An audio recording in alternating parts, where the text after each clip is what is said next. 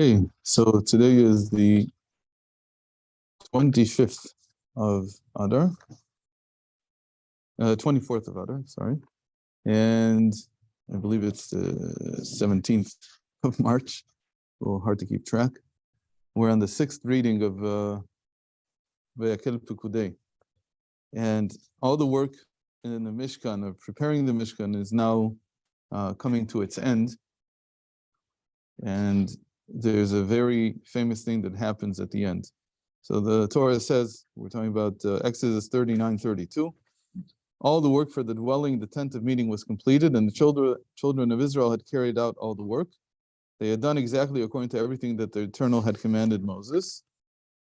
They brought all the parts of the tabernacle to Moses, the canopy, and all its utensils, its clasps, beams, rods, pillars, and bases, everything.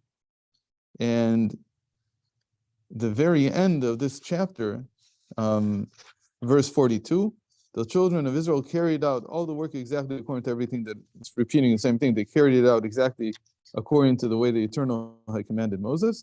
And Moses observed all the work and saw that the craftsmen had indeed carried it out, and that they had done exactly as the Eternal had commanded. So Moshe blessed them. I don't know why they keep translating God as eternal, but okay. So, and Moses blessed them. Now, why do they have to bring it to Moses? It's a very strange thing. They built all of it. By the way, after all the parts were constructed, everything was ready to be put together, they brought it to Moses, and he stowed it away for 3 months. They finished it in Hanukkah time, somewhere in Kislev. I think there's an exact date, but I don't remember what it is. And then until the first day of Nisan, which is next week. This is very, very pertinent. Meaning what we're reading here is exactly what happens next week. On the first day of Nisan, 3 months later, Moses erected the tabernacle for the first time. Sorry, not on the first day of Nisan, on the 23rd day of Adar. So it was 2 days ago. And then we're now in the middle of what we call the 8 days or 7 days of Miluim. We talked about this. Remember that the priest had to be inaugurated. And the inauguration was that they sat and the tabernacle was erected, and they sat in the courtyard, and they did all the sacrifices they were supposed to do, and they ate, and they sat there, and they spent the time doing something good, but they did that for 7 days. And on the 8th day, which is Parashat Shmini, that we're going to read in more than 4 weeks, because it's going to come out after Pesach. But the 8th day, the parsha that starts on the 8th day, that was the 8th day, the first day of Nisan. Okay? So the 23rd day of Nisan, which was actually yesterday, was the day on which Moses began to build the tabernacle. And he built it every day, and he took it apart every day. So Rashi says here something that, why did they bring it to Moses? Why didn't they just, okay, so he would have said, put it aside, it's not time yet. Why did they have to bring it to Moses? And what did Moses himself do? So he writes like this, Rashi says, they brought all the parts of the dwelling of the tabernacle to Moses, for they themselves were unable to erect it. And because Moshe himself had not done any work for the dwelling, God left him the task of erecting it. Why? For no man was able to erect it on account of the tremendous weight of the beams. The beams we're talking about, what was holding it up, the structure itself. For no human strength could set them upright. Moshe, however, was able to put it up. How so?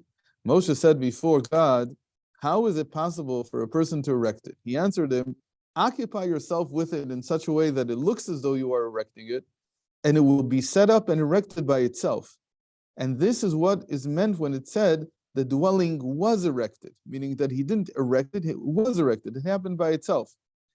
This is stated in the Medrash of Rabbi Tanchuma. So this is, so in a certain sense, the end of the book of Exodus is the mission statement for life, which is, don't think that you're the one who's doing things. You are mitasek. That's the word that he uses here in the Hebrew. You are all you're required to do is to act, to do what you can. And even those things that you think that you can't do, you should still not refrain from trying to do them. And then who does it really? Hashem does it. That's the general feeling that everyone should have about what they're doing. The most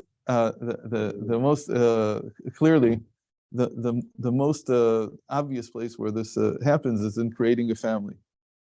A person is with his wife, and they're just together. He doesn't know what in the world is going on there, and suddenly he has a child.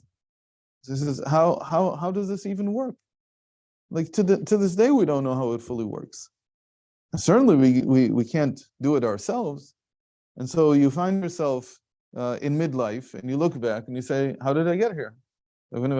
How did this happen? How did I end up with these children? How did I end up with this house? I didn't do any of this." It's true that I expended my effort. I was there. I was there for the ride, but I don't really know how all this happened. So looking back, it's easier. But a person has to have this type of thinking looking forward also, in the sense that there's no task that I can't do. Not that I don't need to do.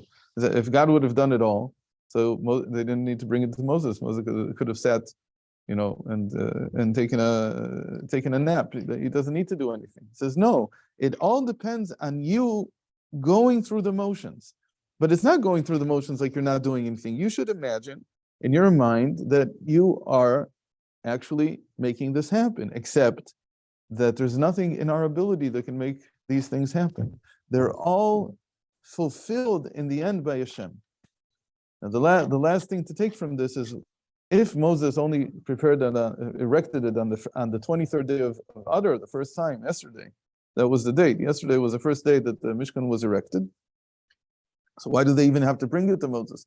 They could have stowed it away themselves and waited until the 23rd day of Adar, 3 months later, from 25th of Chanukah, 25th of Kislev to the 23rd of Adar is 3 months, minus 2 days.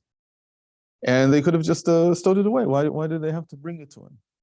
So this is already a Hasidic concept, and it has to do with, I hardly ever talk about it because it's very complex, but there is this idea, it almost sounds foolish, but it's like a child who draws something and brings it to his parent.